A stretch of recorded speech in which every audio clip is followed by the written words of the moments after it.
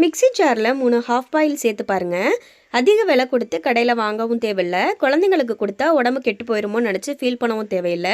வீட்டிலேயே ரொம்ப டேஸ்ட்டாகவும் நல்ல ஹைஜீனிக்காகவும் நல்ல ஹெல்த்தியாகவும் எப்படி செய்யணும்னு பார்க்கலாம்.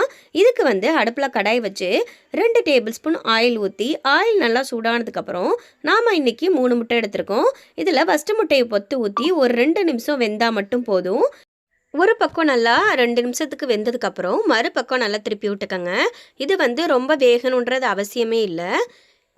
இப்போ ஹாஃப் பாயில் 2 பக்கமும் நல்லா திருப்பியாச்சு. ஃபஸ்ட்டு முட்டை போட்டு எடுத்தாச்சு. இதே மாதிரி நம்ம 3 முட்டையை இதே பக்குவத்துக்கு ஹாஃப் பாயில் போட்டு வச்சுக்கலாம். இது ஒரு பக்கம் இருக்கட்டும். இப்போ மிக்ஸி ஜாரில் 1 டேபிள் ஸ்பூன் மிளகு போட்டாச்சு.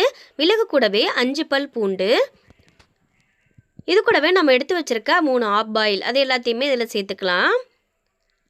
இப்போ ஹாஃப் பாயில் சேர்த்ததுக்கப்புறம் இப்போ ஒரு பிஞ்ச் உப்பு போட்டுட்டு இது கூடவே 1/2 டேபிள் ஸ்பூன் ஜீனி போட்டுக்கணும். போட்டுட்டு 1/2 லெமன் ஜூஸ் ஊற்றிட்டு 2 டேபிள் ஸ்பூன் நார்மலாக யூஸ் பண்ணக்கூடிய சமையல் ஆயில் அதுவும் ஊற்றிக்கலாம். ஊற்றிட்டு கொஞ்சம் கூட கொரகொரப்பு இல்லாமல் நல்லா சாஃப்டாக இந்த பக்கம் வர அளவுக்கு நல்லா ஃபைனாக அரைச்சிக்கணும்.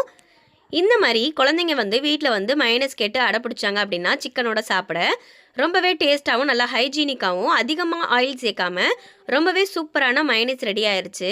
இதே பக்குவத்தில் செஞ்சு பாருங்கள். செஞ்சு பார்த்துட்டு எப்படி இருக்குன்னு கமெண்ட்டில் சொல்லுங்கள். நான் இன்றைக்கி இந்த மயனஸோட நல்லா சூப்பரான சிக்கன் தந்தூரி செஞ்சு சாப்பிட்டு டேஸ்ட்டு சூப்பராக இருந்துச்சு. இதே மாதிரி செஞ்சு பாருங்கள். செஞ்சு பார்த்துட்டு எப்படி இருக்குன்னு கமெண்ட்டில் சொல்லுங்கள். ஓகே, நெக்ஸ்ட் வீடியோவில் பார்க்கலாம். டாடா பாய்.